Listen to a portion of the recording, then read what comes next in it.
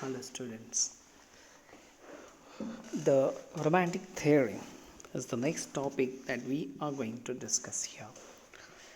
We discussed that the classical theory of literary literature or literary writing, the classical theory that we have gone through is that of Aristotle, and how Aristotle tried to put his views across to the readers, how his philosophy is penetrated down into the literary theory and criticism till now. The next topic that we are going to discuss is that of the Romantic theory or Romanticism, and that we had to discuss here. Romanticism, we had to discuss about its origin, was an intellectual movement which began in late 19th century, and it existed till the 19th century. Romantic writers and critics, as we see, valued natural beauties, countryside beauties, the individual unthought genius, spontaneity, and emotions. These are individual characteristics of human beings, and they are prime, more important to the romanticist. It was also a kind of a rejection of neoclassical ideas and features that we see in mostly dominated in the 18th century British literature. Romanticism was a powerful influence on the cultural world of Europe, and several works produced during this period apart from English literature. There are certain socio political contexts and artistic reasons that had given the birth to the Romanticism. It is an cultural movement. The Enlightenment of the American and French Revolution, the industrial development, at the same time urbanization, which followed the rationalism that gave the birth to the Romanticism. These developments in Europe reflected in the literature. Romanticism now proposed a new and aesthetic revolutionary stressed and subjectivity as well as imagination, artistic genius, themes, and language borrowed from common people. The historical development as a literary movement can be better understood in studying these three versions of the literary theory, and these romantic theory or these three romantic versions are German, French, and English. Of these movements did not develop in isolation, but they continued to influence each other in the history. So, Romanticism that later spread in Europe and subsequently in America. Given the short outline of the German Romanticism, it will help us to understand the historical origin and development of Romantic theory. It is now remarkable that Romanticism or German Romanticism has its literary and comprehensive expression in criticism and creative literature. The literary critics and theorists who laid the foundation of German Romanticism, and it developed into a movement in Germany because it flourished in Germany, and though it was a criticism, it's a self conscious argumentative, and intellectual movement that was propounded by Immanuel Kant. Immanuel Kant expressed his views on beauty, art, and imagination and the poetry in his critical philosophy.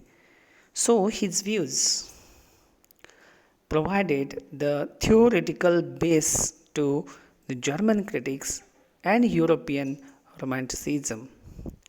Now, Kant proposed that the mind can construct its own world. Such a construction, of course, is subjective, and he applied this to poetry and other forms of literature. So that is what the poem becomes the poet's subjectivity or the poet's mind. He later on propounded that he made distinction between art and craft. He privileged art over craft. Art is free of artificiality. At the same time, the, the constraints and the fine arts, poetry arouses the feeling of spiritual pleasure. On the other hand, craft is just a tool, it's mechanical, so it gives a concrete shape to the object in the mind but cannot give the feeling to the spiritual experience, and that is what he made the distinction. Later on, Immanuel Kant thought the genius to be a natural disposition and not something to be earned through hard work. So it means that there can there can be no rules for the creation of art. Art follows its own rules. Kant's imagination is an animating principle of the mind. It gives the aesthetic idea of the world and the nature. So he rates poetry as the finest form of art because it provides us full scope for imagination and unexpressible. So Kant's views rendered influence on other fellow romanticists like Friedrich von Schiller. He was a poet and dramatist as well as critic. He propounded his views. Writer's role, according to him, was to create the ideal world through his imagination. August Schlegel is another German romanticist. He was mostly influential first German from the German perspective. His association was to the devotion of Romanticism. He translated some of the Shakespeare's plays through the dramatic art and became famous almost everywhere, more especially in England. He noted English romantic critics like William Hazlitt and William Wordsworth praised Schlegel's views. Coleridge was also influenced by August Schlegel. Friedrich Schelling, who put his views system of transcendental idealism, he reinterpreted the idea of consciousness and proposed that the knowledge of the external world comes to consciousness through self-consciousness. And this amount the removal of the contradiction. He believed that human mind achieved its highest self-consciousness in art and thereby suggests that art can be best possible source of resolving contradictions. Then we just look into the second generation of German Romanticists, which consisted mostly the writers like Clemens Brunether, Achim Arnim, Ludwig Ullhardt, Joseph Goeres. So this generation also expressed their views on Romanticism independently. and lead the first German theorist. Then we have the French Romanticism. French Romanticism was also the movement that based on the shared principles with that of German Romanticism. French counterpart was artistic and social. French romantic writers and critics have given their views in this regard. French romanticists were assertive, aggressive, and violent. At the same time, French romanticism hold the stronghold in the 18th century. It's against the reaction of the neoclassicism. Rousseau, the renowned social thinker who put his views. Rousseau outlined the roadmap of, of the thing. He was challenging the other aspects. So, we have the Romanticist in this particular regard who propounded their theory. So, Rousseau outlined the roadmap for them. Historically speaking, Rousseau belonged to Enlightenment movement, rejected the principles of the movement and principle of reason. He argued that reason deprives man of social sympathy. He told man's worth doesn't depend on the intelligence but on moral nature. So, moral nature consists of feeling, the only common thing that every human being possesses. Rousseau gave a call back to nature, and this idea gave the method of learning and education. It is his idea which gives the dignified position to the nature and natural environment in the human lives.